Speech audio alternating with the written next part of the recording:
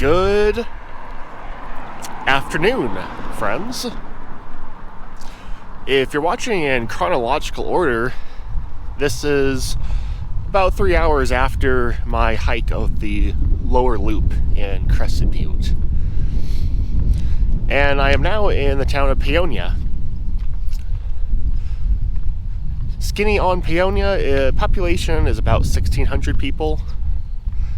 And elevation is about 5,500, so a bit of a drop from Crescent Butte. Paonia is a very not tourist town. It doesn't get anywhere close to the tourist traffic that towns like Crescent Butte get. So with that, you don't get as many creature comforts in Paonia. You're pretty much living the same life as the locals do. Everything here is very centered towards the people who actually live here, which is nice in a lot of ways. Something to know when you come out here is that there is no cell service. You'll get the occasional one bar, and that's all you're going to get. You really need to rely on Wi-Fi, which basically every business has Wi-Fi that they'll share with you. Something I thought was funny about Paonia was the cause of the town's name.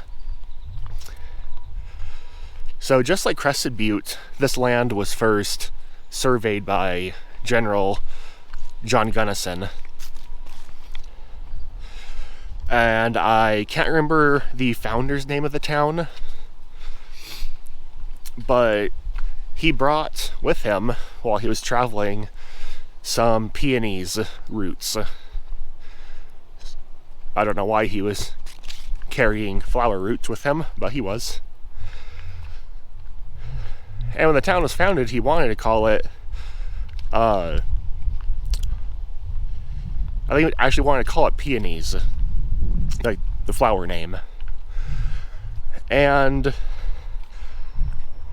so the town was unofficially called Peonies for a while, until they wanted to incorporate as a town and get a post office. And the USPS was not okay with having that many vowels in a row in a town name. So they took out the AE, or one of the AEs, and called it Paonia. Paonia. I thought that was a pretty fun way for a town to get its name. They had to change the entire town name just because the postal service wasn't okay with the spelling of it. So after that hike and after that drive, I had to go over a pass called Kepler Pass to get here, and it's a little bit of a white knuckle ride, especially if you're not used to it. I wouldn't call it as much of a white knuckle ride as Independence Pass, which goes between Aspen, Colorado and Twin Lakes, but it's still a pretty fun pass. But it was really pretty. I've never seen such dense aspen forests in my life. It was very beautiful. But my point is, after all that, I'm really feeling the need for a beer. And they have 2 microbreweries here in Paonia. So I'm going to be headed over to the United Paonia Brewery.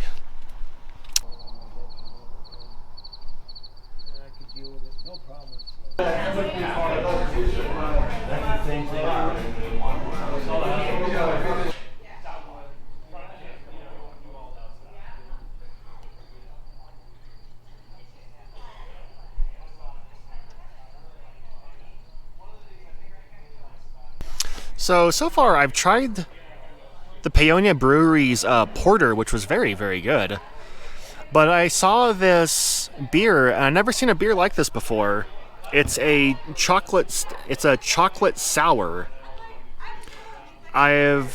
Usually when you see sours, usually they're more lighter rather than this dark and chocolate. And it was also aged in whiskey barrels.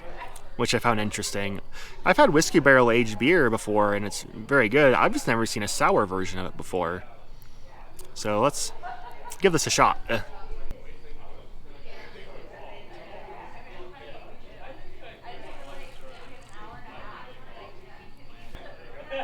So I do like it. That's for first. I would put it more, the flavor profile is more like standard sour. And frankly,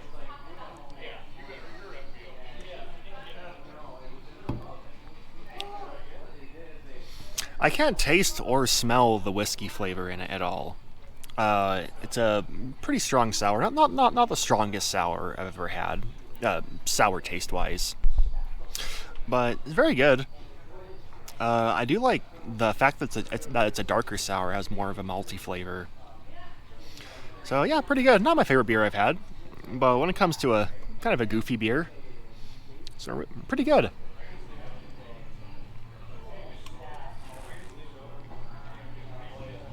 Yeah, really good. I'm also just happy with this United Paonia Brewery company in total. I was chit-chatting with a friend of the owners, and it has a pretty cool history. It's actually been around longer than you would expect. They were kind of a little bit early in the whole Colorado microbrewery thing. They got so popular in 2010, 2008-ish. So yeah, pretty cool. So I've had their porter and I've had this chocolate sour, and they've both been very good. And it's definitely a happening place inside. But like I said before on the channel, I try not to put people in my videos. I like to avoid recording people because I don't like it when people record me without asking me. So I try to return the favor. So I am rushing off to dinner. I got a little distracted at the bar talking to a local, which I got some good tips, which I feel bad about, but I'm sorry, but I'm going off course of your recommendations. I'm going to a place called Berg's Sandwich and Mercantile, I think it's called. The places that she recommended seemed kind of, one of them is one of those things that you guys know that I hate, those fancy Mexican places. And then there's a kind of a standard Mexican place, and then a pizza joint, but I already had pizza this week, so I don't feel like having pizza again. So I'm going to this place, and it looks like it's a little general store and a little food counter. Sounded kind of interesting. Ah, womp womp. They're closed. Something to note when you're visiting small towns. I assume this goes for everywhere, not just Colorado. Sometimes the hours when you look at Google Maps can be off a little bit. But while I'm here, they have a cool little collection of antique tractors, so we might as well get something out of this trip.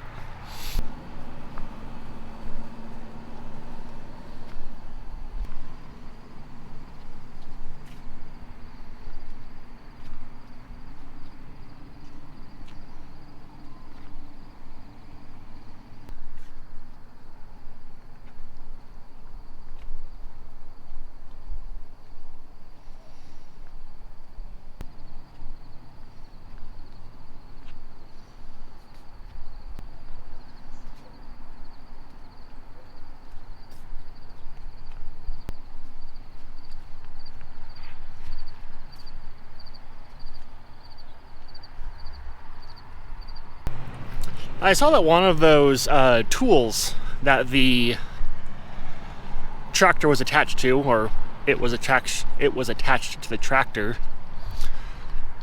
was a hit and miss engine.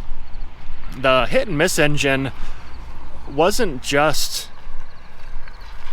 so the tool on that trailer would have been separate from the hit and miss. The hit and miss was a power plant for rural areas. And so you would buy your hit and miss engine separately, and then there was accessories you would buy for it. So you could buy an accessory to run a washing machine, for example, or a piece of farm equipment, as we saw back there. I believe that it is a single cylinder. I think basically it was a way for people in rural communities to have power before there was any electrical service in an area. Pretty cool. As you can see, I plan these videos out impeccably. I am now rushing off to my second choice of dinner spot, which, I don't know, what do I feel like?